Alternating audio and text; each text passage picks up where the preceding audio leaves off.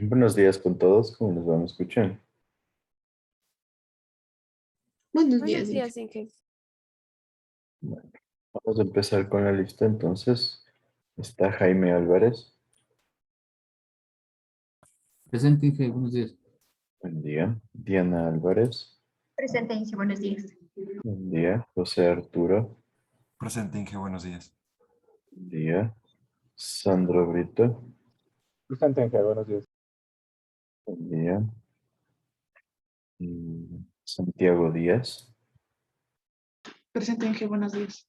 buen día. Elian Espín, Presente, Inge. Buenos días. buen día. Y Carlos Galarza, Presente, Inge, buenos días. buen día. Cristina García Presente, Inge. y Lisbeth Godoy, Presente, Inge, buenos días. buen día. Pablo González, Luis Gordillo, Presente.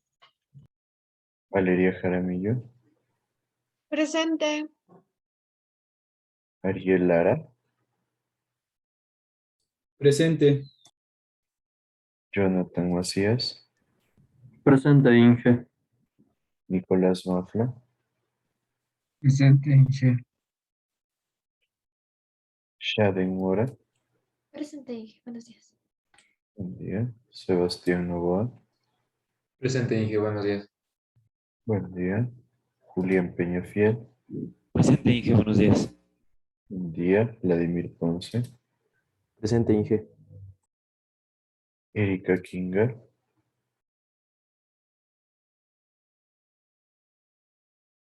Santiago Romero, Presente, Inge, buenos días. buen día. Lenin Salazar, Andy Salazar, Nicole Sánchez, Presente, Inge, buenos días. buen día. Sara Serrano, Presente, Inge. Buenos días. buen día. Dani Tibán, Presente, Inge, buenos días. buen día. Dominic Vaca, Andrés Verde Soto, Presente, Inge, buenos días. Profe, día. disculpe, ¿me puede poner lista? Disculpe, es que se trabó mi micrófono. Ya, Martina Vaca. sí. Ya, gracias, profe, perdón. Iron Vinuesa, Presente, Inge, buenos días. buen día. Brian Vizcaíno, Presente, profe. Buenos días. buen día. Edgar Yupilema y Mireya Zurita, Buenos días, Inge, presente. buen día. Inge, disculpe, yo soy Andy. Me demoro un poquito. ¿Puede ponerme en lista, por favor? Salazar. Andy Salazar, listo. Yo igual, Inge. Alexandra Kinga. Alexander Finga, listo. Gracias. Bueno, entonces vamos a continuar un poco con lo que estamos terminando ya de la unidad 2. Después les mandaré el trabajo que corresponde a este tercer bimestre para que ya lo empiecen a hacer y podamos ya dar por terminado lo que es agua potable. Entonces, como ustedes estábamos viendo hasta los tipos de redes, ¿no es cierto? Hablamos de las ventajas y desventajas. Y dentro de los tipos de redes, vale la pena decir que para escoger un tipo de red, nosotros debemos estudiar la distribución que tiene la ciudad. ¿Qué creen que se refiere con la distribución que tiene la ciudad? ¿Qué me dices, Mireya Zurita?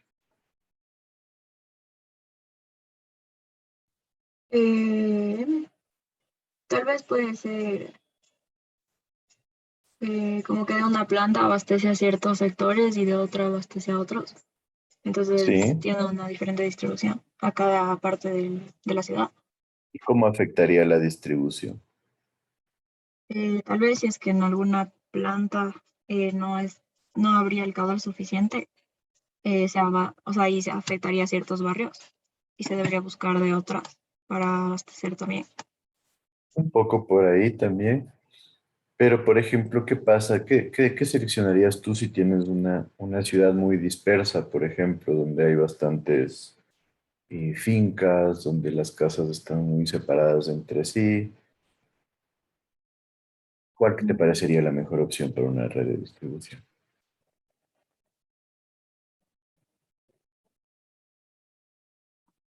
Eh, podría ser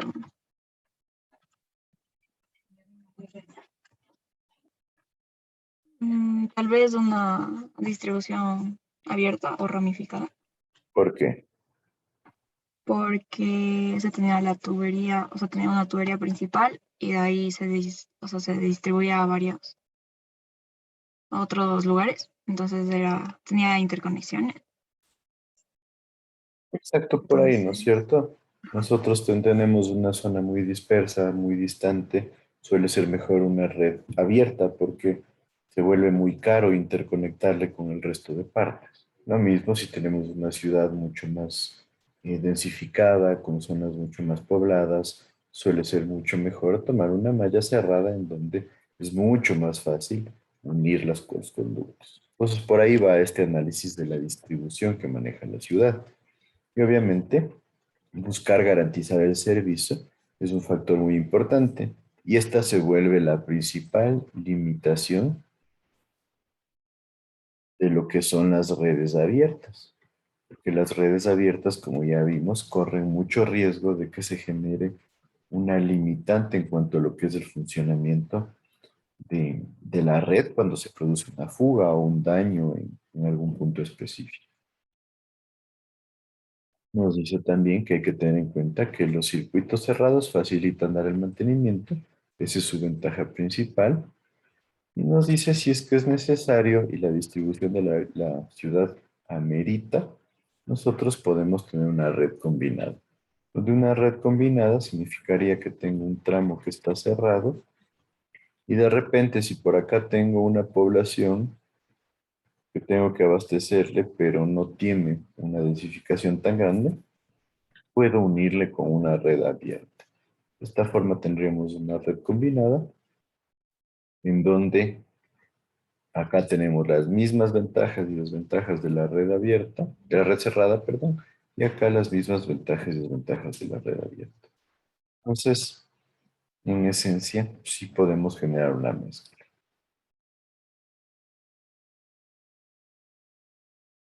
De ahí como concepción general de lo que son las redes de distribución, nos dice que podemos tener una red única cuando tenemos ciudades pequeñitas, pero normalmente lo que buscamos nosotros es tener varias redes trabajando en conjunto, generando sectores, como ya hemos conversado, ¿no es cierto? Lo preferible es tener varios tanques alimentando a varios sectores, de tal manera que nosotros podamos responder de mejor forma en el caso de que haya, por ejemplo, daño en un tanque, podríamos cerrar las válvulas y proveer o abastecer a través de otro de los tanques. Entonces, esa es normalmente la situación que buscamos dentro de las ciudades. Cuando tengamos redes, las redes primarias, las más importantes, se van a abastecer directamente desde el tanque y las redes secundarias se van a abastecer desde la primaria y nos permiten generar una medición del caudal para evaluar el consumo que estamos manejando. Nos dice que es preferible contar con máximo 2 puntos de conexión a la red primaria, o sea que de una red primaria solo se conecten 2 redes secundarias. Esto como una recomendación práctica nada más. Y las tuberías de la red, nosotros vamos a definir que existe una convención para su ubicación. Entonces, si nosotros hablamos de que este es el norte, vamos a decir que las tuberías van a estar ubicadas en cuanto a agua potable en el norte de las vías. Y lo mismo al oriente de las vías. Entonces, si este es el norte, tengo una vía, la red de agua al norte. Si es que este es el norte, tengo una vía que va de sur a norte. La tubería de agua va a estar ubicada en el lado oriental o en el lado oeste.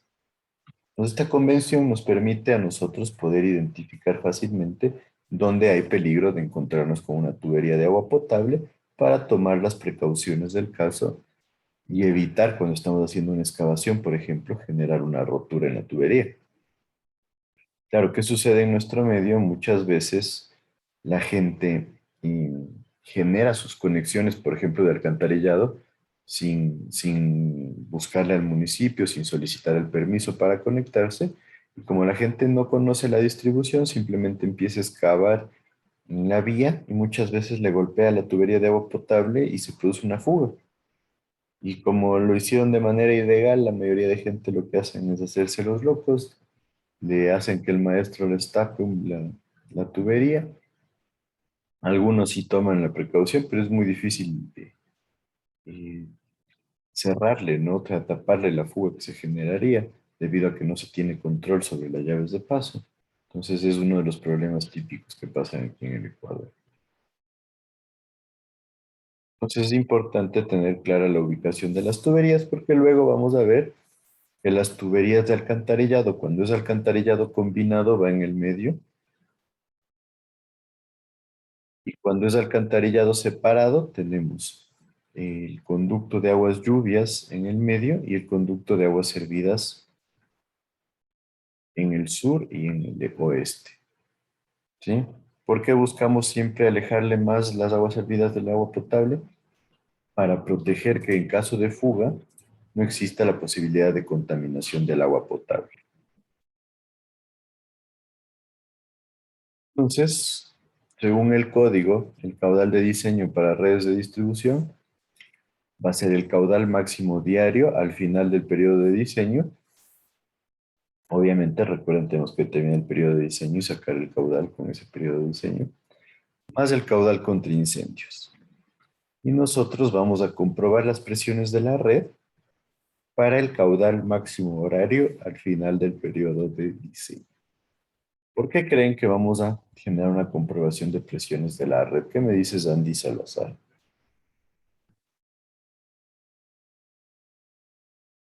Yo creo que porque es importante, porque se puede dañar la tubería si no hacemos un control de presión. ¿Sí? ¿Por qué crees que comprobamos con las presiones máximas horarias? Porque es donde va a haber la mayor cantidad, o sea, que se va a distribuir el agua, entonces va a ser como lo más crítico. Va a ser Entonces, el mayor caudal, ¿sí? ¿Y qué tendría? ¿Por qué sería el más crítico? justamente porque transita el mayor caudal, entonces la presión va a ser la máxima en esos tiempos. La presión va a subir, perfecto. Sube el caudal, ¿qué va a pasar con la velocidad? Mm, si aumenta el caudal, aumenta la velocidad, no son proporcionales. Aumenta la velocidad porque tendríamos la misma sección transversal, o sea, el mismo tubo. Y si aumenta la velocidad, ¿qué va a pasar con las pérdidas? También aumentan. Aumentan las pérdidas. Entonces habría que evaluar realmente, ¿no? ¿Qué sucede? Si se incrementan las pérdidas, hay la posibilidad de que también haya una disminución de presiones. Entonces hay que ver cómo se genera ya el comportamiento del conducto en función del incremento de caudal que va a generar incremento de presiones, pero también puede generar más pérdidas. Entonces en los nudos habría que ver cuál es el efecto que genera este caudal máximo horario. ¿Sí estaría claro? Sí. Y lo mismo, normalmente sí se recomienda analizar qué sucede con un caudal promedio diario anual, por ejemplo. Eso significa que es el caudal más típico que va a haber, con la finalidad de ver si es que las presiones tampoco se vuelven muy bajitas, ¿no?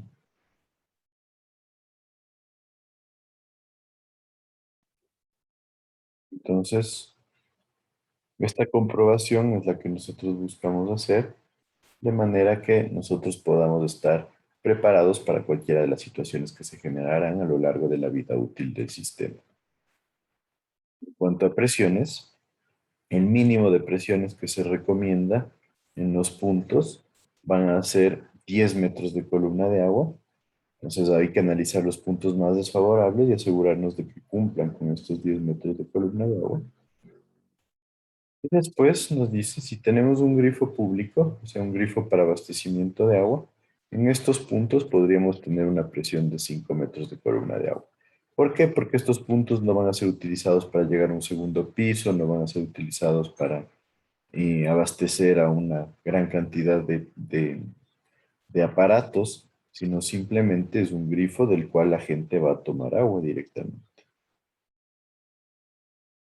Por otro lado, nos dice que la presión estática máxima no debería ser mayor a 70 metros de columna de agua y la presión dinámica a 50 metros.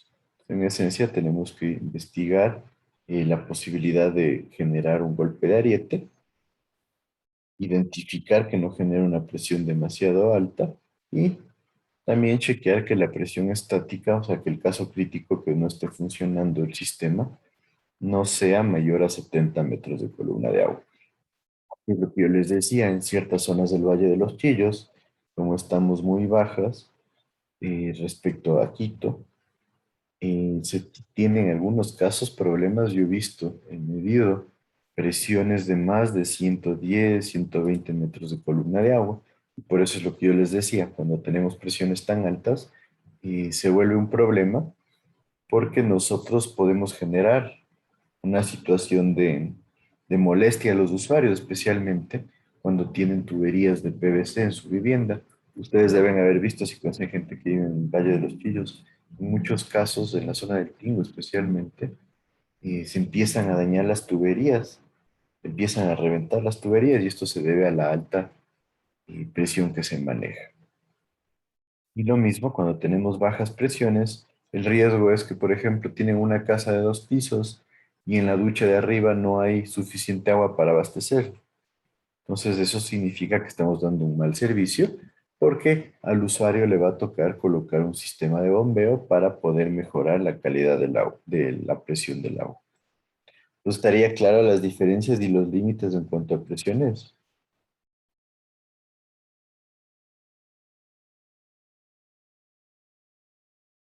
¿Qué me dice?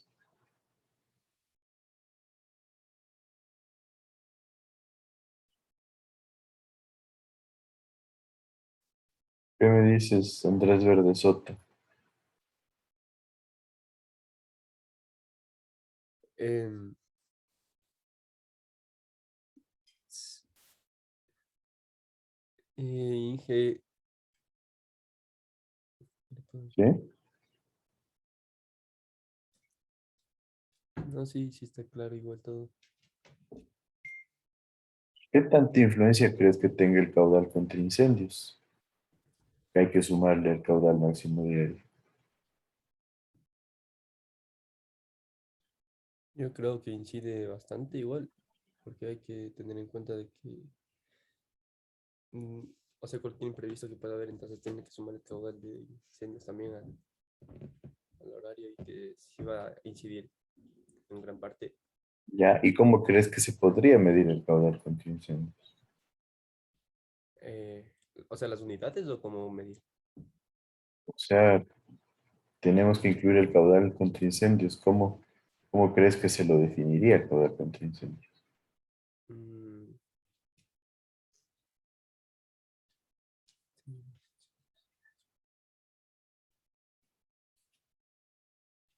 La verdad no sabría cómo decir. Algo ya vimos cuando hablábamos de la normativa, ¿no? Ujú. Entonces,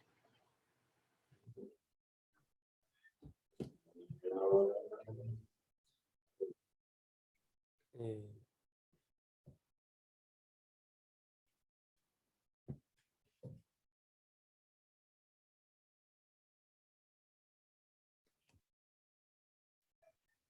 no recuerdo mucho, Inge, la normativa.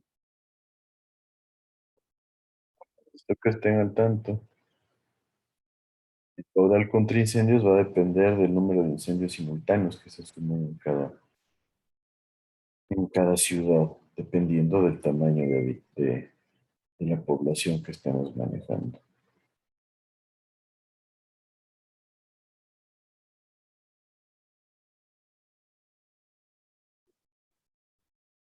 Entonces, como caudales de protección contra incendios, nosotros tenemos lo que nos dice la normativa del Código Ecuatoriano de la Construcción. Va a depender del tamaño de la población nos dice que dependiendo de la población futura, nosotros vamos a tener el número de hidrantes en uso simultáneo, que correspondería al número de incendios que se pueden generar. Y nos dice que, por ejemplo, en poblaciones de entre 10 y 20 mil habitantes, podríamos asumir un incendio, o sea, un hidrante con 12 litros por segundo utilizado.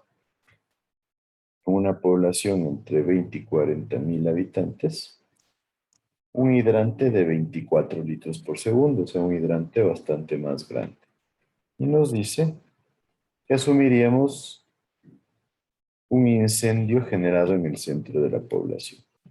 Ya cuando subimos de 20 a 40 mil habitantes, necesitaríamos asumir por lo menos 2 incendios simultáneos de 24 litros por segundo, en donde se recomienda modelarlo como que uno se generaría en el centro y otro en la zona periférica de la ciudad. Cuando hablamos de 60 a 120 mil habitantes, ya nos recomiendan 3 hidrantes usándose a la vez, 2 en el centro y uno en la zona periférica. Y cuando hay poblaciones mayores de 120 mil habitantes, se recomienda utilizar 4 hidrantes, 2 en el centro y 2 en la zona periférica. Pues, ¿de qué va a depender cómo ubicamos nosotros en nuestro modelo esto? Simplemente de que nosotros identifiquemos las zonas que consideraríamos como más críticas. Entonces, en esencia, tenemos que hacer un proceso iterativo en donde nosotros podamos ir identificando las zonas críticas para poder generar de mejor manera nuestro diseño. Entonces, dentro de los criterios de protección contra incendios, tendremos que respetar una separación entre hidrantes entre 200 y 300 metros. Las poblaciones con menos de 10.000 habitantes van a utilizar ya no hidrantes, sino bocas de fuego, que son una especie de puntos de agua con caudales importantes que van a tener una capacidad de 5 litros por segundo. Entonces ya vimos que los hidrantes manejan caudales de 12 a 24 litros por segundo. Entonces en esencia es un punto de agua con una menor capacidad a un hidrante. Hay que considerar un volumen de reserva contra incendios siempre, que va a ser calculado en función de un caudal de 5 litros por segundo, obviamente para estas bocas de fuego, durante un tiempo de 2 horas. Lo mismo dentro del, recuerden, de la capacidad del tanque, nosotros tenemos que contemplar un volumen específico de agua para incendio. Y el diámetro de estas bocas de fuego va a ser por lo menos de 2 pulgadas o 50 milímetros.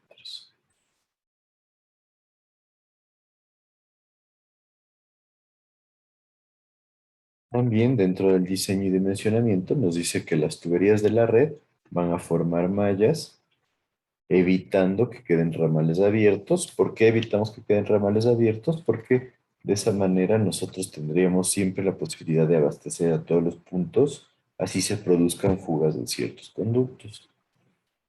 La recomendación es que cada circuito de la malla tenga en lo posible un perímetro entre 500 metros y 2000 metros.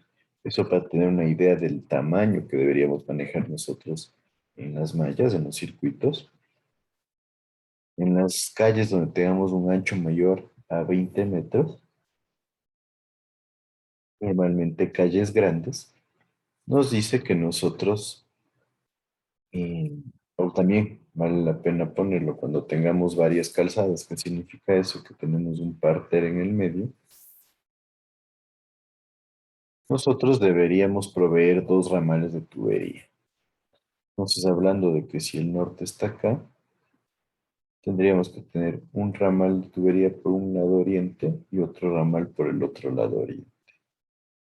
En esencia, el primer diámetro va a corresponder al de los cálculos hidráulicos para abastecer a la población y el otro va a ser igual a las tuberías de relleno, o sea, las tuberías secundarias. Normalmente se utilizan diámetros de 2 pulgadas para esos casos. Entonces, en esencia, ¿qué hacemos con esto? Facilitamos lo que es la conexión de los domicilios a la red de agua.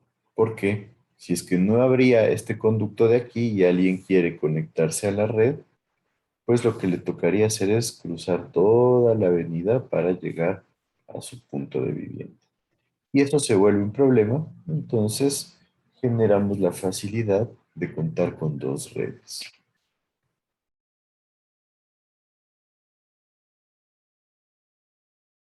Ahí tenemos los diámetros.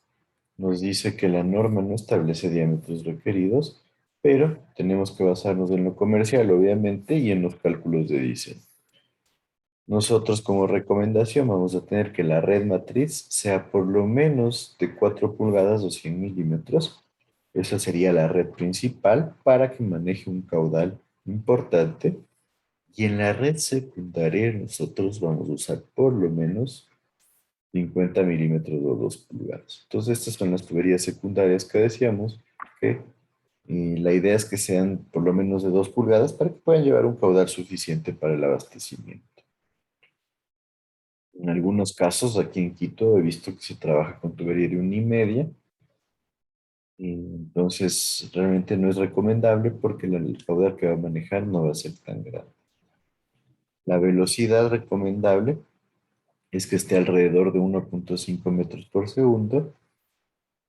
La velocidad máxima va a depender del material de la tubería, considerando que normalmente se trabaja entre 2 y 3 metros por segundo.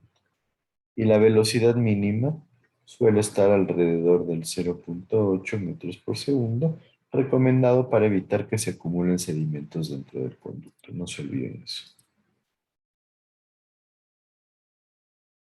Entonces, como consideraciones adicionales, nosotros vamos a diseñar las obras de protección cuando las tuberías tengan que cruzar ríos, quebrados, etcétera. Estas obras de protección pueden incluir puentes, pueden incluir atirantamientos, pueden incluir atraques o apoyos que nos ayuden a mantener fija la tubería. Vamos a ubicar válvulas de aire en los puntos altos, como ya vimos en las conducciones. Las válvulas de aire nos ayudan a mejorar los tiempos de cierre y de llenado y de vaciado, perdón, en las tuberías. Y aparte nos ayudan a evitar que se genere acumulación de aire que podría provocar que el sistema deje de funcionar con la misma eficiencia. Y las tuberías de agua potable nos dice que deberían estar separadas de las tuberías de alcantarillado por lo menos 3 metros de manera horizontal y por lo menos 30 centímetros de manera vertical en las superficies exteriores. Entonces yo tengo aquí la vía. Normalmente yo la tubería de agua la voy a colocar entre 1 metro y 1,50 m bajo el conducto, bajo el nivel del suelo, perdón. Y la tubería de alcantarillado normalmente la voy a colocar entre 2,50 a 3 metros bajo el nivel del suelo. Entonces, cumplir con una separación de 30 centímetros verticalmente no suele ser un problema, especialmente porque los conductos de alcantarillado son mucho más profundos. Y en cuanto a distancia horizontal, una vía típica tiene por lo menos un ancho de 6 metros. Entonces estaríamos hablando de que si aquí tengo 50 centímetros más o menos, al medio yo obtendría 2,50. Entonces, en casos de vías pequeñas sí había que tratar de respetar que se cumplan los 3 metros, aunque no siempre va a ser posible. Y las tuberías van a estar instaladas por lo menos 1 metro sobre la corona del tubo. Yo les decía, entre 1 metro y 1,50 suelen ser las profundidades típicas. Entonces, no suele haber un problema para cumplir este objetivo. Y entonces vamos a ver un poco de Panel, que es un software que vamos a utilizar nosotros para hacer el trabajo que les voy a mandar en este bimestre. Lamentablemente no es parte de nuestro programa microcurricular, pero creo que es importante. Entonces, por eso, dentro del aula virtual, yo les he incluido a ustedes en la unidad 2, me parece. Déjenme verificar.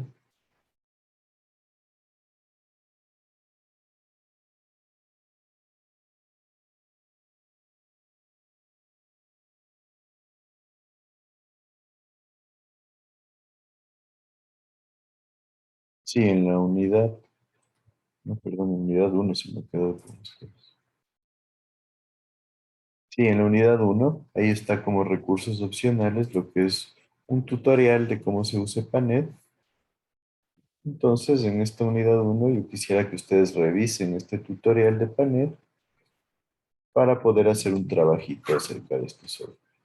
En esencia, EPANET es un software gratuito desarrollado por la Environmental Protection Agency que nos permite generar el cálculo de redes.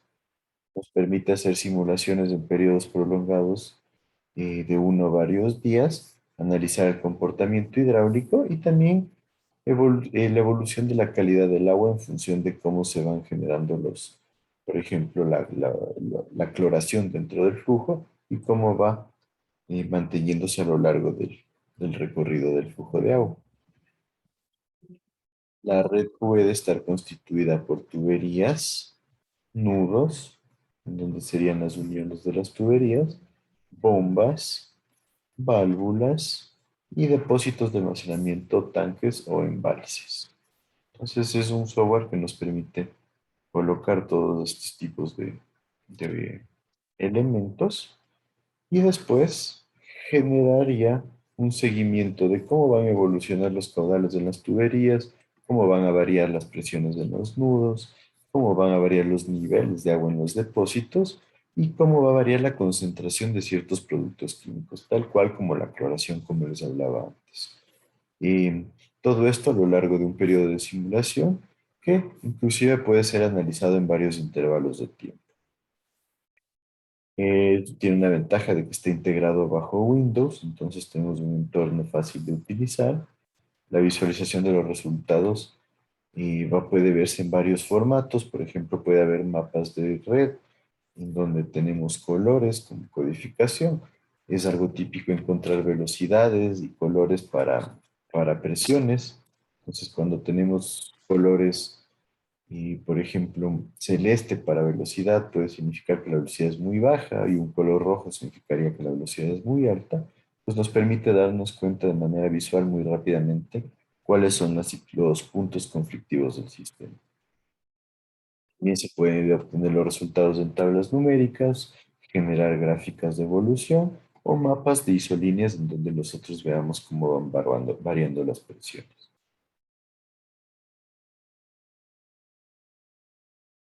Entonces, el esquema básico, tenemos la pantalla típica de Panet, donde tengo el plano de la red, que es donde nosotros generamos todos los dibujos, la barra de herramientas estándar, donde tengo todas las aplicaciones básicas para guardar, abrir, y buscar ayuda, etc.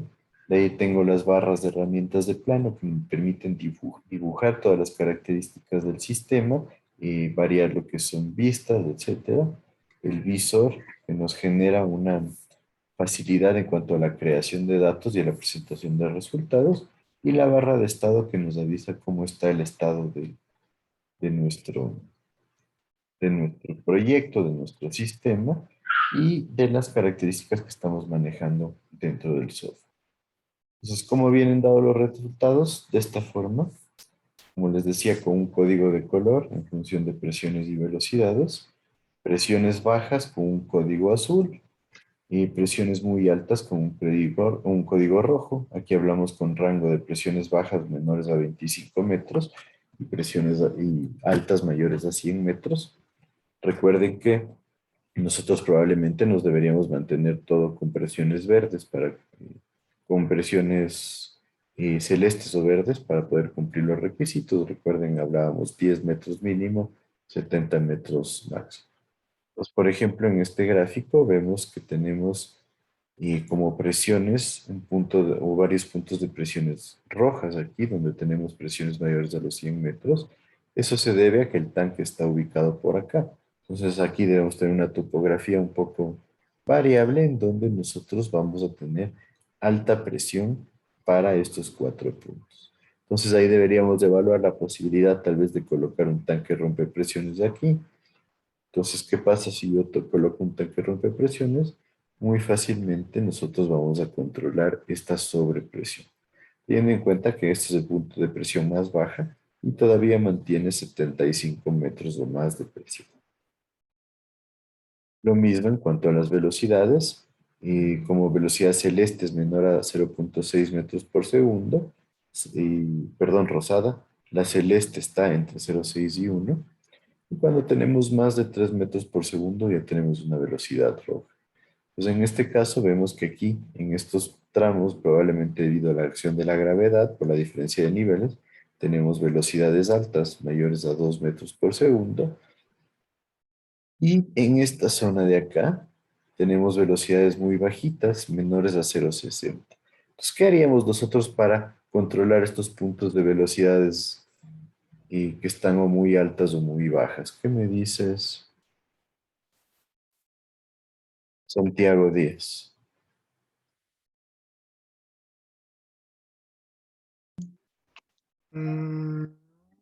Para las velocidades, ¿verdad? Mm, ¿Qué haría No, usted? no se me ocurre nada. Aumentar o disminuir el diámetro de la tubería. Si es muy alta, puedo aumentar y si es muy baja, puedo disminuir. Perfecto, podemos jugar con los diámetros, ¿no es cierto? En este caso, si tengo una velocidad muy bajita, le podemos disminuir el diámetro para comprobar que entre ya dentro de nuestros rangos y tengamos una velocidad que no pueda permitir la sedimentación. Y si es que es muy alta, pues puedo aumentarle el diámetro para ver qué sucede. Podemos ver el efecto también del tanque rompepresiones que estábamos proponiendo, teniendo en cuenta que aquí también tendríamos velocidades altas. Habría que evaluarlas y probablemente buscar tener aquí sí un diámetro más grande. Pero exacto, esas son las decisiones que yo quiero que tomen. Y ya tenemos toda la materia, ¿no es cierto? Tenemos toda la parte teórica ya disponible para nosotros. Entonces, ¿cómo la aplicamos? Pues exactamente viendo qué solución se puede dar. ¿Sí estaría claro esto para todos?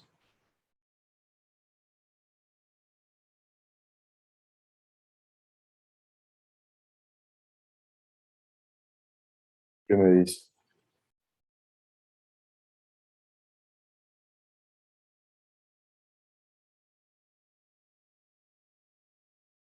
¿Qué me dices, Jaime Álvarez? ¿Tienes claro todo el proceso? Sí, sí, está claro. Entonces, ¿qué deberían hacer ustedes en su trabajo? Me parece que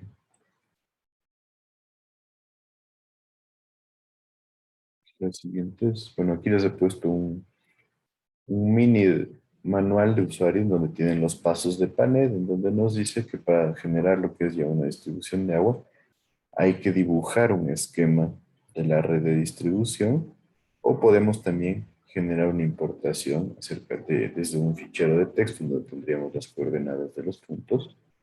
Hay que editar las propiedades de los objetos, describir el modo que va a operar el sistema, seleccionar las opciones de cálculo que vamos a manejar, si es que es un cálculo prolongado, es un cálculo estacionario, realizar el análisis hidráulico calidad del agua. Nosotros nos vamos a enfocar en lo que es el análisis hidráulico y luego observar los resultados del análisis. Entonces, con eso les pongo aquí el trabajo que quiero que hagan, que en esencia, aquí hablo de los links, les he colocado 2 links con manuales de funcionamiento de panel, que son bastante fáciles de entender, bastante didácticos, y aparte, como les dije en la unidad 1 de su aula virtual, les puse lo que es en los recursos opcionales, un video acerca de lo que es el funcionamiento de panel. Me parece que el video está bastante útil y les va a permitir tener claro cómo de ir desarrollando el sistema. Entonces, en esencia, lo que yo creo es que ustedes se familiaricen con el entorno, entiendan cómo funciona y generen redes de distribución. Quiero que documenten el procedimiento mediante capturas de pantallas, comentarios y un análisis de todas las decisiones y consideraciones que ustedes van haciendo. Analicen los resultados que se pueden obtener y cómo va a ser útil esto para ustedes. Entonces, en los grupos de trabajo me van a presentar un ejercicio de red de distribución abierta a bombeo, una red de distribución abierta a gravedad, una red de distribución cerrada a bombeo y una red de distribución cerrada a gravedad. Lo que yo quiero es que tratemos de esto, aplicarlo a la realidad. ¿Cómo lo aplicaríamos a la realidad? Pues buscando una ciudad o población pequeña de donde nosotros tengamos el trazado de las vías y la topografía, de donde nosotros podamos ir generando en función de esta ciudad lo que es el esquema de distribución. Entonces yo quisiera que me digan, sí, esta es nuestra ciudad base, en función de esta ciudad, nosotros hemos visto que el recorrido de la tubería va a ser tal, y esta ciudad tiene una malla cerrada debido a que es una ciudad donde hay calles bastante cercanas, donde tenemos una densidad de población alta, y por eso hemos hecho esta distribución. Entonces hemos analizado el caudal que se va a consumir aquí. El caudal lo pueden hacer o determinar de una forma rápida, ¿no? No quiero que generen un análisis demasiado grande, pero podrían calcular el área de la ciudad y con una densidad poblacional ya podrían tener la población actual, determinar una población futura en función de eso, y con eso ya tendríamos nosotros nuestro caudal para generar el diseño.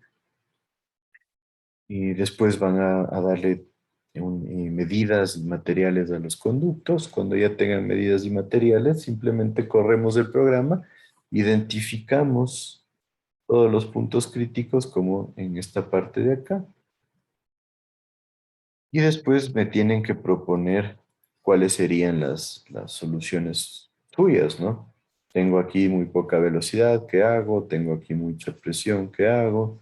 Y todo eso quiero que esté documentado.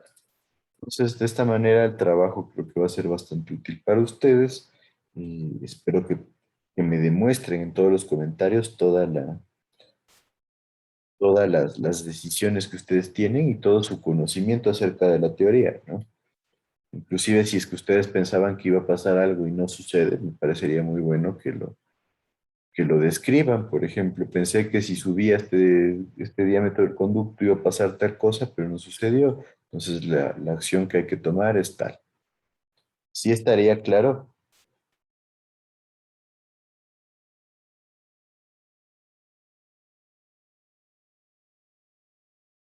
¿Qué me dicen?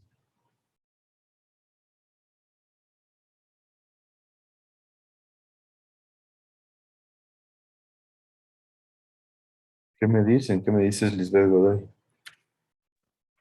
Sí, pero para aplicarlo en la realidad tendríamos que buscar de una ciudad los datos, ¿verdad? Claro. Ya.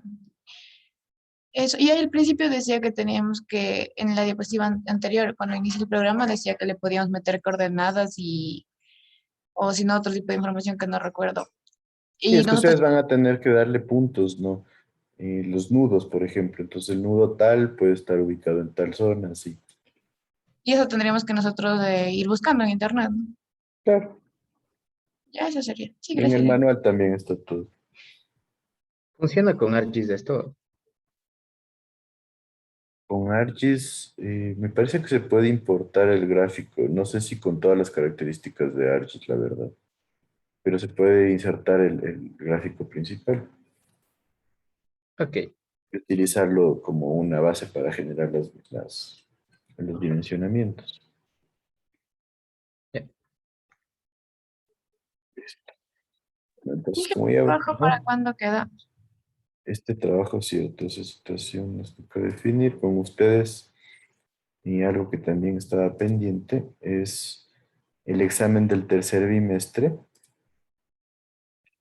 Y yo les había puesto en el primer calendario como el 5, pero creo que va a ser un poco forzado. Entonces vamos a dejarle el examen para el viernes 12, que tendrían prácticamente 2 semanas y media, no, 2 semanas. Y vamos a dejarle para el lunes, que sería 15. Entonces, viernes 12 de noviembre, como ustedes tenemos el examen 3. Y lunes 15 de noviembre tendríamos el trabajo del tercer bimestre. ¿Sí? De esa manera tienen el fin de semana después de los exámenes para acabar su trabajo. ¿Qué me dicen? ¿Estaría claro ahí? ¿Alguna duda? Inge, disculpe, yo quisiera preguntarle si no tiene algún formato o cómo alguna disposición para poder entregar el trabajo final. No, formato no, pero tendríamos que cumplir lo típico, ¿no es cierto? Una introducción, objetivos, el desarrollo del trabajo, el análisis de los resultados y al final las conclusiones que sacarían ustedes, ¿no?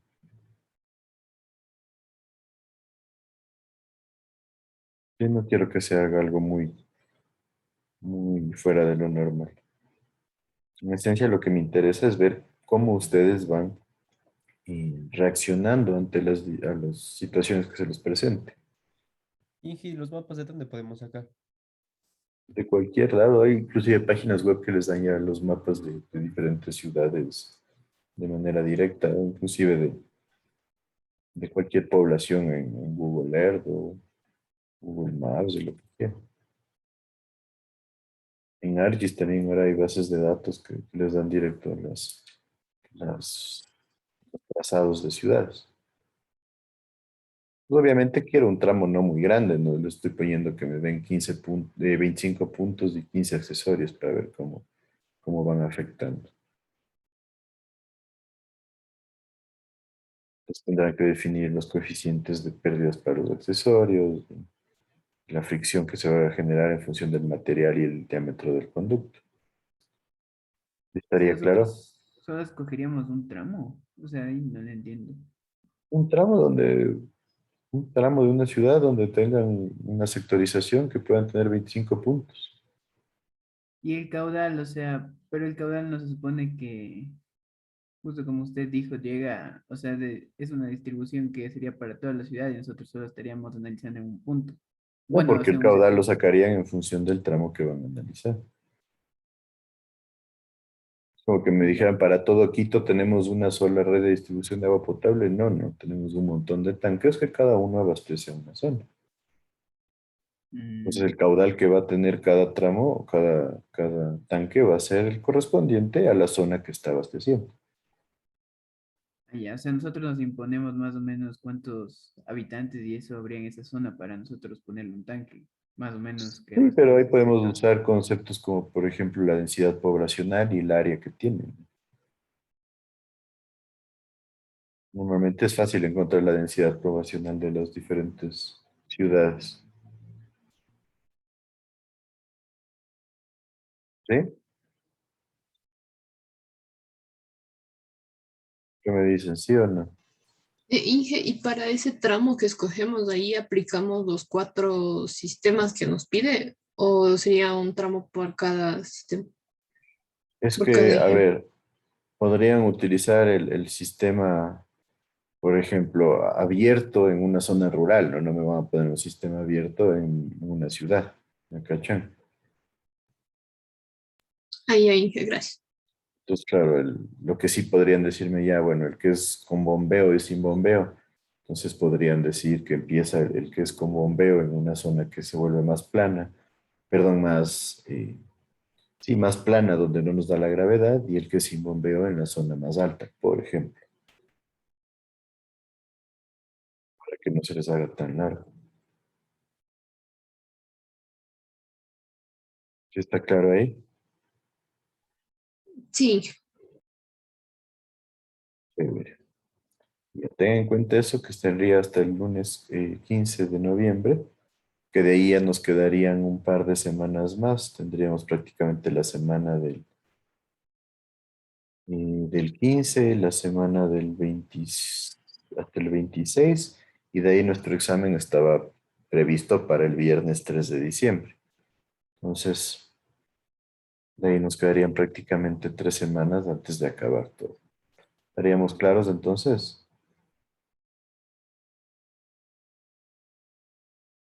¿Alguien alguna otra duda?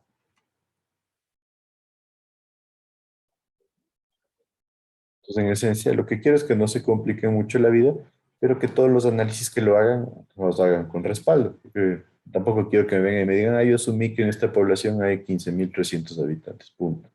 No, tampoco por ahí, ¿no? Sino decir, bueno, el análisis que hicimos es que aquí el área son de 4 hectáreas y en esas 4 hectáreas entran tantos habitantes y por eso la población es esta. ¿Estamos claros?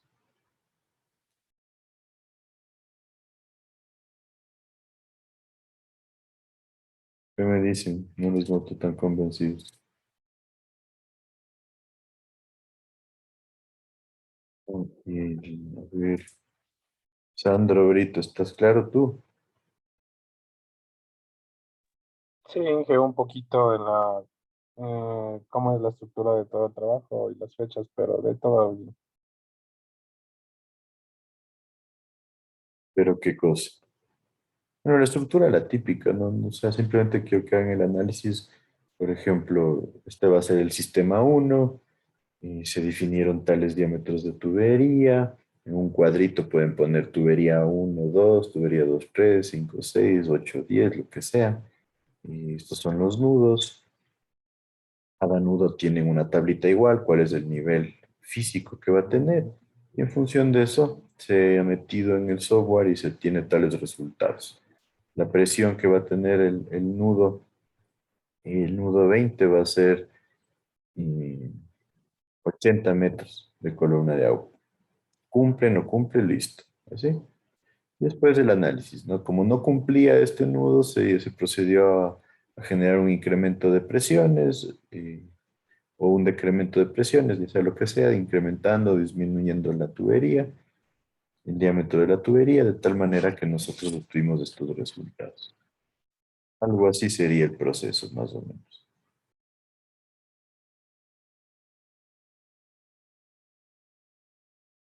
¿Está claro?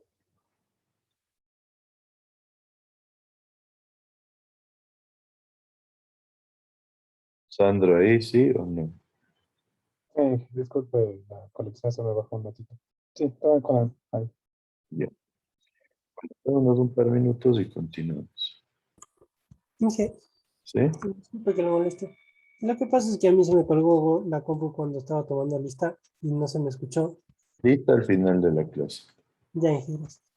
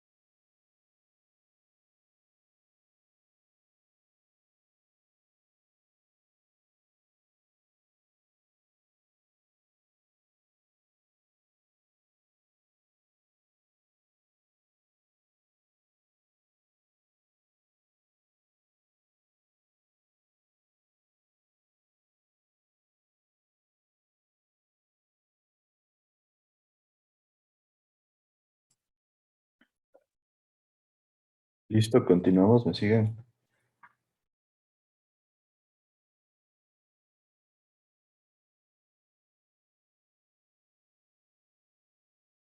¿Me siguen? Prendamos las cámaras, por favor. Sí, Inge.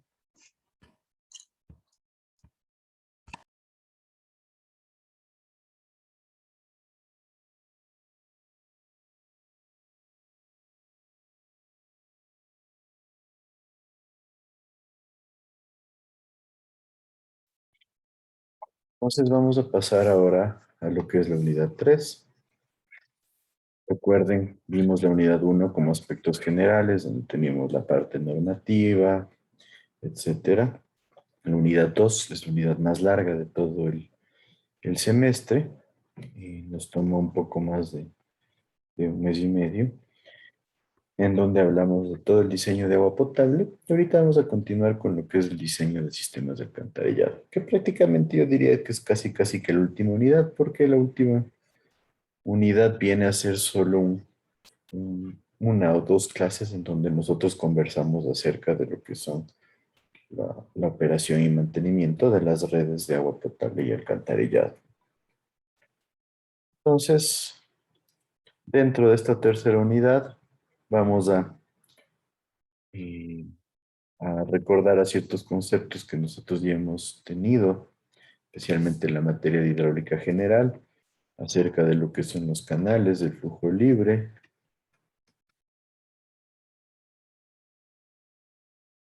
Entonces, acerca de esto, ¿qué características recuerdan ustedes de lo que son canales o flujo libre? ¿Qué me dice?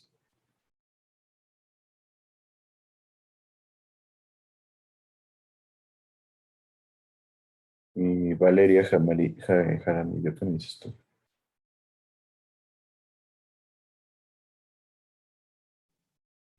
Donde el agua no tiene impedimento para que siga su transcurso. ¿A qué te referirías con impedimento? Que no tenga ni un obstáculo. Podría tener obstáculos. ¿Recuerdan lo que son los vertederos? En esencia se convierten en obstáculos en un canal, ¿no? ¿Qué características tiene? No funcionan a presión y nunca funcionan totalmente llenos, solo a gravedad. Exacto, no funcionan a presión, no pueden trabajar a presión, lo que significa que nosotros vamos a tener una superficie libre, no va a estar el canal completamente lleno, si es que hablaríamos de un canal cerrado, no como una alcantarilla.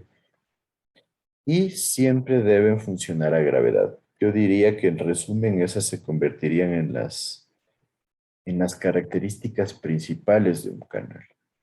Entonces, ¿recuerdan qué ecuación se utilizaba de manera común para evaluar lo que es el flujo en canales? La ecuación de Manning, ¿no era? La ecuación de Manning es la ecuación más típica, ¿no es cierto? En donde la ecuación de Manning, para los que no lo recuerden, era 1 sobre el coeficiente de Manning, que es un coeficiente de fricción o de rugosidad, por el radio hidráulico a las 2/3 y la gradiente de energía o pendiente de fondo, para este caso, a la 1/2. Todos recuerdan que era el radio hidráulico, ¿verdad?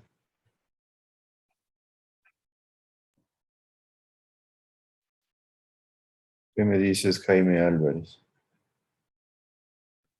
El radio hidráulico era el perímetro mojado sobre el área, creo. O al revés. Al revés, el área sobre el perímetro mojado. El área sobre el perímetro mojado. Y es una forma de nosotros relacionar cuánta flujo tenemos como sección transversal con la cantidad de superficie que tendríamos en contacto con el mismo. Y por ende nos sirve para relacionar cuánta fricción se va a generar en el sistema. Y en canales, ¿recuerdan a qué nos referimos con la gradiente de energía?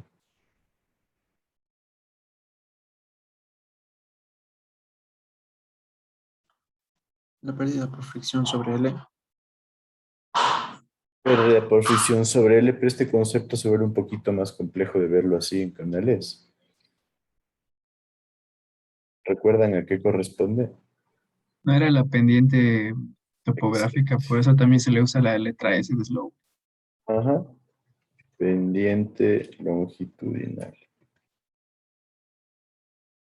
Entonces es mucho más fácil verlo desde ese punto de vista en canales. ¿Sí está claro entonces para todos?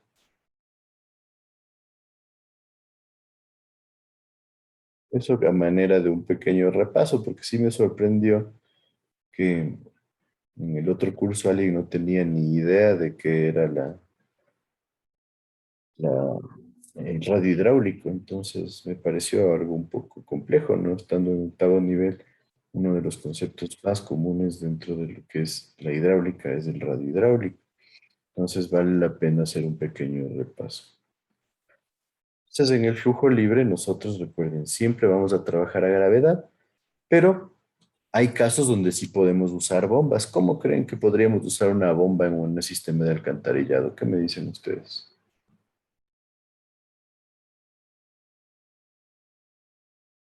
¿Qué me dices, Brian Vizcaíno?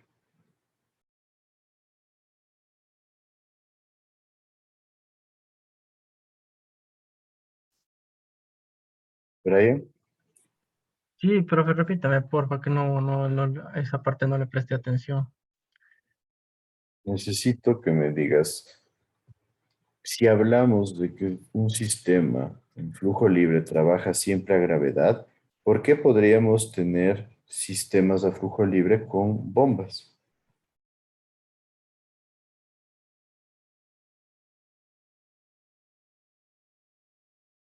¿O dónde podríamos incluir las bombas?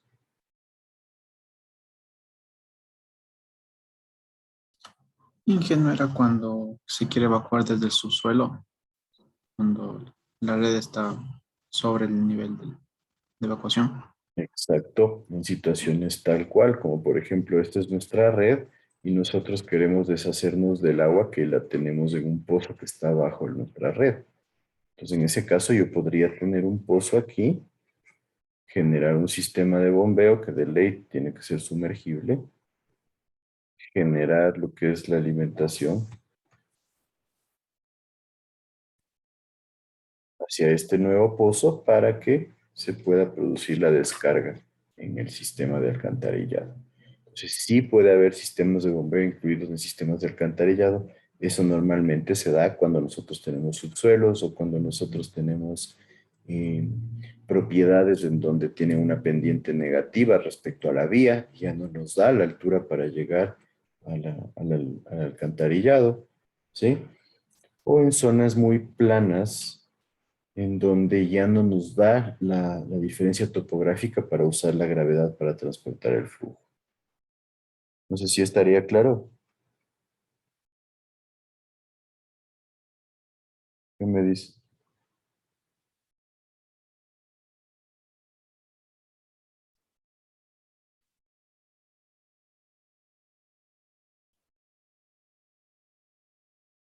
Aquí les he puesto un par de videos muy simples para una explicación básica acerca de cómo funciona un sistema de alcantarillado, pero en esencia vamos a decir que es un sistema en donde tenemos estructuras, tuberías y accesorios que se van a enfocar en lo que es la evacuación de aguas residuales. El agua puede ser albañal, como se le conoce el agua albañal es la del alcantarillado sanitario, y aguas lluvias, que es el alcantarillado pluvial. Entonces, en esencia, vamos a partir diciendo de que nosotros deberíamos enfocarnos en que los sistemas de alcantarillado sean sistemas separados, en donde tengamos un sistema para lo que es aguas servidas y un sistema para lo que es aguas lluvias. ¿Qué sucede aquí en Quito, por ejemplo? ¿Qué me dices, Santiago Romero? Están juntas las dos redes. Juntan las dos redes que se forma un alcantarillado combinado, como se lo conoce. ¿Qué características tiene el alcantarillado combinado?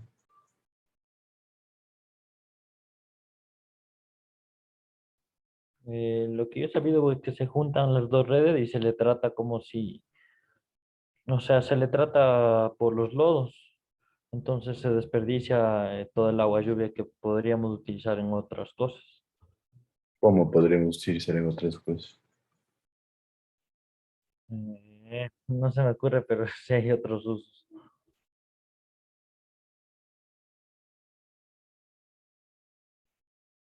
En esencia no va tanto por ahí, pero por ejemplo, a ver, nosotros podemos decir que al momento de mezclar el agua lluvia con el agua servida, nosotros estamos contaminando agua lluvia que normalmente no presenta características tan malas. ¿Se la podría reutilizar? Sí. ¿En el Ecuador se la reutiliza? No. ¿Qué es lo que se hace normalmente en los sistemas donde se tiene separado el agua lluvia y el agua servida? Al agua lluvia se le bota directamente a las quebradas porque es el agua que normalmente debería tener ese destino. El agua servida, en cambio, no. Al momento de mezclarle, nosotros estamos contaminando esa agua lluvia y al contaminarla incrementamos el costo del tratamiento porque normalmente, bajo condiciones normales, la relación de cantidad de agua lluvia versus agua servida está en 8 veces el agua lluvia, lo que sería la una vez de agua servida. Entonces hablamos de una relación 8:1 o una relación 10:1 en algunos casos. Entonces, con relaciones tan grandes, nosotros estamos contaminando de lo que deberíamos tratar, por decir, 1 metro cúbico de agua, terminaríamos tratando 8 o 9 metros cúbicos de agua. Entonces eso genera un incremento dramático en los costos de tratamiento y esa es la razón por la cual nosotros no tenemos tantas plantas de tratamiento de aguas hervidas. Es demasiado caro, necesitamos sistemas mucho más grandes y de esta manera nosotros nos involucramos en un problema realmente. Ahora, algo se está haciendo y hay una planta de tratamiento de aguas servidas que está construyéndose en La Tacunga, otra está en Santo Domingo, en la zona de Loja están dos ya en construcción. Aquí en Quito hay el plan para hacer una mega planta que, como ya hemos hablado antes, no me parece la mejor opción, pero por lo menos se está trabajando en eso. Y en esencia nosotros tenemos que ir identificando estas situaciones como una posibilidad de cambio. Ahora, recuerden, ya hablamos que solamente se trata alrededor del 8 al 10% de las aguas servidas en nuestro país. En Latinoamérica estamos alrededor del 15% y por ende la premura para hacer esto. ¿Creen ustedes que se podría generar un cambio de lo que es un sistema combinado como el que tenemos ahorita hacia un sistema separado como el que acabamos de mencionar? ¿Qué me dices, Cristina García? O sea, yo creo que sí se podría hacer, pero también tendría, o sea, podríamos empezar en las ciudades principales y con ordenanzas de parte de los municipios en cuanto a la construcción. ¿Cómo operarías el cambio? Digamos Quito. Mm,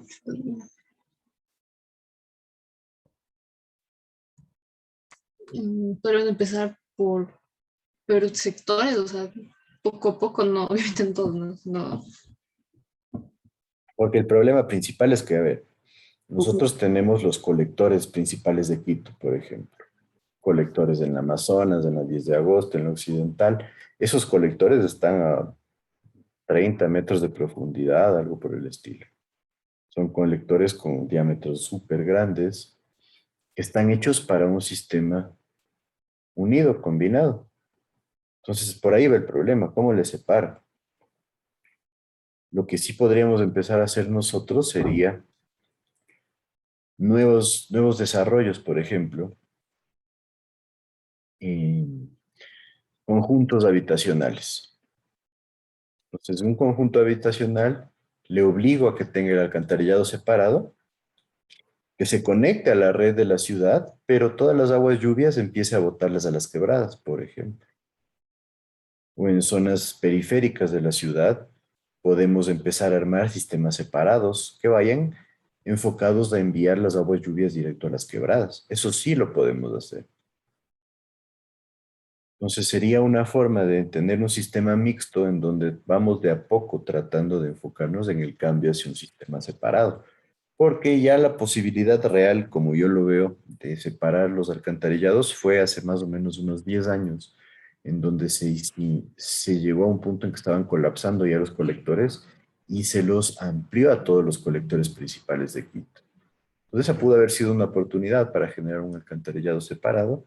Probablemente los costos se volvieron una limitante ahí, pero ya no podemos estar ahí ahondando en lo que sucedió, sino habría que ver nuevas posibilidades futuras.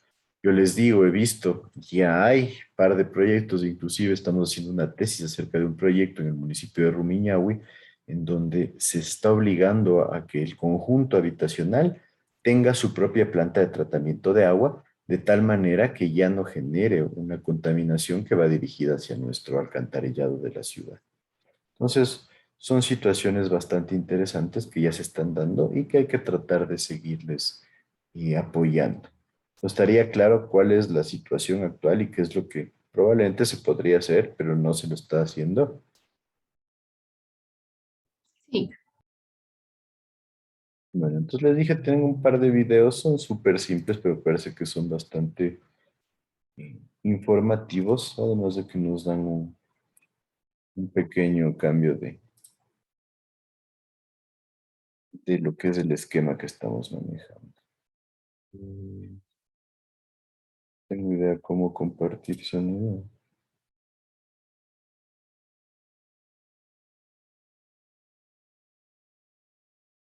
Así que, a ver, déjenme ver.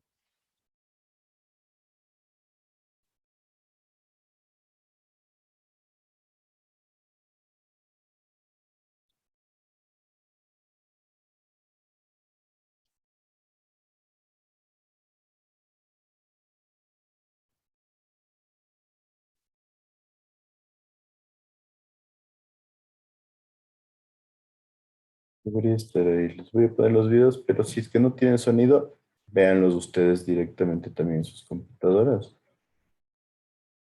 ¿Tendrían sonido ahí? ¿Qué me dice? No estamos viendo ni escuchando nada.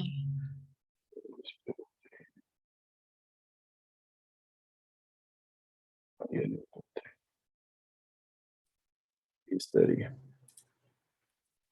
En esencia son dos esquemas súper básicos acerca de sistemas de alcantarillado que los vamos a ver, por favor. Al día con Plastigama. ¿Cómo funciona una red de alcantarillado? Descúbrelo con nosotros. Los sistemas de alcantarillado son un medio de recolección y transporte de aguas provenientes de desechos domésticos, comerciales e industriales. Además, conducen el agua de lluvia que cae a los sitios de recolección, hasta el punto final de descarga. Por tal motivo, este recorrido puede separarse por aguas residuales y agua de lluvia, o combinados en la misma red. Para la recolección de aguas residuales, se necesita una caja domiciliaria, la cual no requiere profundidades mayores ya que estará colocada donde se realice cambios de dirección hasta salir del predio. Desde ahí se conducirá el líquido hasta una caja de acera, que se empatará a un manhole o pozo de revisión. En cambio, las aguas lluvias se precipitan y escurren por la acera, para ser recolectadas en sumideros que están ubicados en las esquinas de las manzanas y que permiten descargar el agua al pozo de revisión. Plastigama, soluciones siempre. Este es un esquema hecho por Plastigama en función de lo que tenemos aquí en Ecuador. Parece interesante porque es concreto y es simple. Y aquí tenemos otro esquema adicional. A conocer el funcionamiento del sistema de alcantarillado. El sistema de alcantarillado es una red de tuberías que deben pasar por debajo de las calles para recolectar, conducir, tratar y disponer finalmente las aguas provenientes de desechos domésticos, comerciales e industriales. En algunos casos, también las aguas lluvias. Para la recolección de agua lluvia se encuentran los sumideros, que son las rejillas que se encuentran en las calles de nuestro municipio, las cuales por medio de tuberías dirigen el agua a la red de recolección pluvial y después directamente a un cuerpo de agua. Es por esto que es importante no arrojar residuos sólidos en los sumideros. El sistema de alcantarillado está compuesto por tuberías de recolección. Son las tuberías encargadas de recolectar y evacuar las aguas hervidas en las viviendas. Se clasifican de la siguiente manera. Conexión domiciliar. La tubería que une los desagües de las viviendas con la red de recolección. Red de recolección. Son las tuberías que reciben las conexiones domiciliarias y conducen las aguas al emisorio final. Cámaras de inspección, donde se da cambios de dirección a las tuberías y se realizan labores de limpieza y mantenimiento. Cámaras de caída, construcciones necesarias para el manejo de cambios de pendiente de terrenos. Emisorio final. Recoge todas las aguas hervidas de una parte o de la totalidad de la población y las conduce a su punto de entrega, que puede ser una planta de tratamiento o un cuerpo de agua, como río, lago o mar. Planta de tratamiento de aguas residuales. Comprende las instalaciones y equipos para someter el agua servida a los procesos necesarios de descontaminación para su disposición en un cuerpo de agua. Las ventajas de tener un sistema de alcantarillado son: se previenen y solucionan problemas de salud e higiene en nuestra localidad. Se mejora en un alto porcentaje el tratamiento de aguas hervidas para no seguir contaminando los recursos hídricos, el suelo y el aire. Evita olores desagradables y disminuye la proliferación de moscas y otros insectos. Cuidar el sistema de alcantarillado es cuidar el medio ambiente. Cauca, territorio de paz. Listo, entonces Bueno, ¿cuáles son las impresiones acerca de esto? ¿Qué me dice?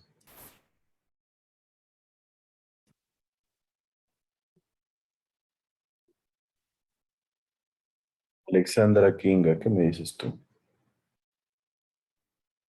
Ah, creo que o sea, es importante determinar primero qué se necesita para cada red, porque no siempre van a ser iguales. Entonces, creo que debemos tomar en cuenta siempre todas las características que necesita el sistema de alcantarillado. Ya, ahí vimos las características principales. ¿Y ahora alguna impresión adicional que hayas tenido acerca de los videos?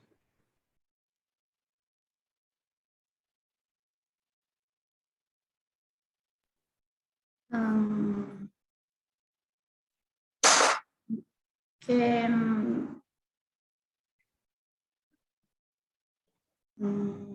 ¿qué podría ser? Que o sea, el funcionamiento igual, o sea, debemos tener mucho cuidado al momento del funcionamiento y al momento también como que de darle mantenimiento. El mantenimiento, a ver, ¿qué mencionas ahí? ¿Qué tipo de mantenimientos podríamos dar a un sistema de alcantarillado?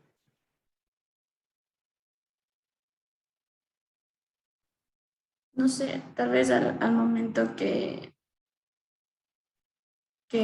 o sea, podría ser como la reparación de alguna línea de alcantarillado o la limpieza, ese tipo de mantenimientos.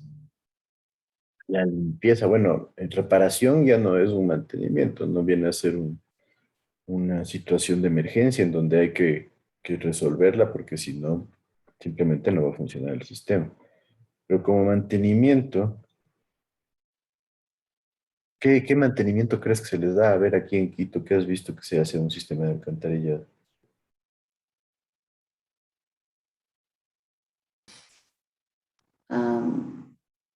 Como, no sé, puede ser la limpieza o sea, como de los colectores o de las canaletas, tal vez. ¿Cuáles canaletas? O sea, como a ver, ¿cuál es la otra palabra? Es como, o sea, como la limpieza en general del alcantarillado, los drenajes y eso. Los sumideros podría ser, porque los sumideros sí requieren un mantenimiento. Recuerden, uno de los comentarios en el segundo video era, no deberíamos nosotros botar basura en los sumideros y ustedes se van a cualquier sumidero en Quito y van a ver que está hecho un basurero. Entonces, ¿por qué no se lo debería botar? Porque los sumideros terminan en un río. Entonces, toda la basura que está ahí va a terminar en un río. Aquí en Quito existe una obra de mantenimiento de sumideros, limpieza y mantenimiento, en donde se va con Creso, que es un desinfectante, más un grupo de personas que van a recoger esa basura y adicionalmente botan agua a presión a que el sumidero se destape y pueda funcionar normalmente. Ese mantenimiento se lo hace de manera anual, o sea, hay un grupo de trabajadores que todo el tiempo está haciéndolo. Normalmente se trabaja por las noches. Pero tú mencionabas limpieza de colectores. ¿Crees que pueda ser lograda una limpieza de colectores fácilmente? No creo que fácilmente, pero tal vez en casos o sea, como que ya casos extremos. ¿Cuál sería un caso extremo?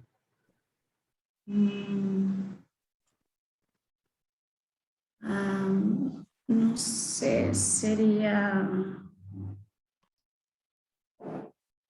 cuando,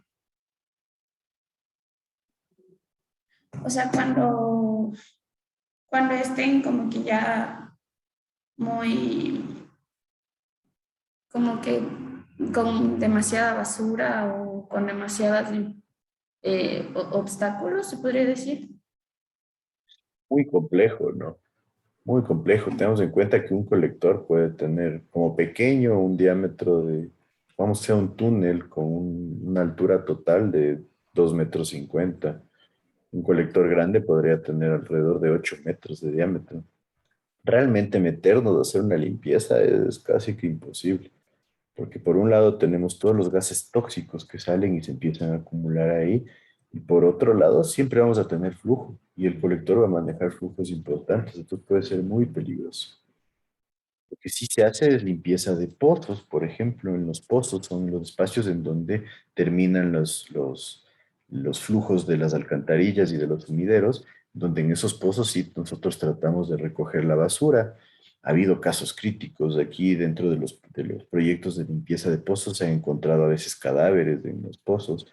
Entonces ese tipo de situaciones pasan y realmente ese mantenimiento sí se lo hace. Inclusive ha habido sistemas donde caen piedras de gran tamaño y empiezan a taponar el paso de los conductos. Estas piedras se las puede identificar mediante un robot. Hay un robot aquí en la ciudad de Quito. Este robot entra en los conductos, pero normalmente solo entra a conductos pequeños porque entrar a un colector es algo muy peligroso y cuando tenemos flujo fuerte podría irse llevando inclusive hasta el robot. Hay que tener mucho cuidado con lo que es mantenimiento de estos elementos. Ha pasado y le digo, y son cosas que no debería pasar, pero por ejemplo, una ingeniera que estaba haciendo una limpieza de pozos, un proyecto de limpieza, y se rompió la línea de vida y se cayó un albañil dentro del alcantarillado, y lo tuvieron que ir a rescatar como 3 pozos más allá. Son cosas que pasan y son bastante complejas. Entonces, siempre tengamos mucho cuidado y tratemos de analizar que estas situaciones hay que tomarlas con mucha precaución, especialmente porque tenemos gases tóxicos dentro de las alcantarillas. Siempre que vayan a hacer un mantenimiento, siempre que vayan a evaluar un sistema de alcantarillado, tienen que destaparlo y esperar un par de minutos hasta que todos esos gases salgan fuera del alcantarillado. Entonces, continuando con lo que hablábamos, las redes de alcantarillado son estructuras que van a trabajar a presión atmosférica utilizando siempre la gravedad. Se considera un servicio básico. No todo el mundo lo tiene, pero dentro de nuestra normativa legal está como un servicio básico. Entonces hay que tener eso en cuenta porque es una forma elemental de salubridad en las ciudades. Estamos hablando de que tenemos un sistema insalubre cuando no contamos nosotros con un sistema de alcantarillado. Dentro de los Objetivos de Desarrollo Sostenible de la ONU, nosotros buscamos la reducción de la mitad del porcentaje de individuos que no tienen acceso sostenible a lo que es agua potable y saneamiento básico. Entonces, hay proyectos en función de eso. Yo diría que en Ecuador se ha avanzado bastante, hay un buen porcentaje de cobertura de sistemas de alcantarillado. Lo mismo, como se trabaja por gravedad, las tuberías tienen que tener pendiente. Hay que, en esencia, calcular las pendientes, obviamente, para nosotros poder garantizar que la velocidad sea suficiente para evitar la sedimentación.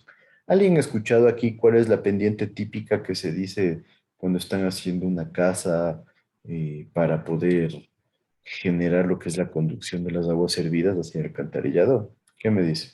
De 1 a 2. De 1%. No, del De 1 a 2%. 3. Normalmente 2% es el valor que se le da. A veces se menciona así, pongámosle mínimo 1,5%. Les diría sí, alrededor del 2% valdría la pena siempre mantenerlo. Entonces eso ténganlo como un valor típico. A veces el 1% podría ser muy bajito. Tengan en cuenta que siempre hay posibilidad de fallas de los maestros, ¿no? Porque cogen el tubo y de repente el tubo está así y medimos que aquí está el 1%. Entonces, sí está el 1%, pero de repente el tubo ha estado por aquí un poco acostado y de repente el 1% resulta en que se empiezan a quedar sedimentos por aquí. Y eso no los va a sacar nadie. Entonces, tenemos que tratar de siempre ser seguros. Alrededor del 2% es un buen valor. En ciudades como Quito, cuando tenemos topografía variada, hay sectores con alturas importantes, hay sectores bajos. Se facilita en estos casos obtener la pendiente adecuada para la tubería. Inclusive en algunos sectores se corre el riesgo de tener pendientes muy grandes. ¿Cuál creen que podría ser la situación que, que se dé cuando tenemos pendientes demasiado grandes en un alcantarillado. ¿Qué me dices, Nicole Sánchez?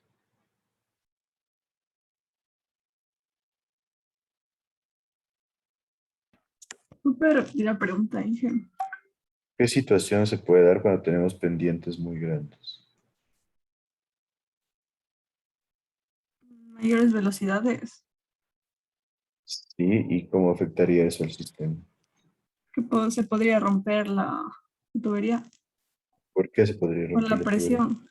Puede generar No tenemos socavación presión en el alcantarillado. ¿Perdón? y podría generar socavación. ¿Podría generar socavación en algún tipo de conductos? Sí, especialmente cuando tenemos conductos de hormigón, que no es hormigón armado, sino hormigón simple, perfecto. Y en esencia, una situación que se puede dar, y a veces se habla de pendientes mayores al 6 o 7%, es que el agua venga con tanta velocidad que empiece a saltar las partículas, porque el agua empieza a ir muy rápido y se produce la sedimentación. Entonces siempre hay que tener cuidado de que no se generen tampoco pendientes demasiado grandes porque obviamente nos podrían generar problemas a futuro. En cambio, nos dicen ciudades con topografía plana, los colectores pueden llegar a profundidades superiores a los 4 o 5 metros. Aquí en Quito normalmente estamos con colectores entre 2,50 a 3 metros. Y eso hace que sea difícil y costosa su construcción. Ten en cuenta que una profundidad de 5 metros ya es una gran profundidad como para nosotros hacer una excavación. Ya ni siquiera va a alcanzar una retroexcavadora normal a generar la excavación. Nos va a tocar generar un sistema mucho más complejo, prácticamente como excavar un túnel. Entonces eso hace que se vuelva demasiado caro. Entonces ahí podemos intercalar la red con estaciones de bombeo, tal cual como les mencionaba hace algunos minutos, en donde tengo un pozo, elevo mediante una bomba el nivel de agua y continúo con el alcantarillado. Esto suele ser bastante útil para evitar generar estas excavaciones tan profundas. Sí estaría claro el funcionamiento de un sistema de alcantarillado con sistema de bombeo.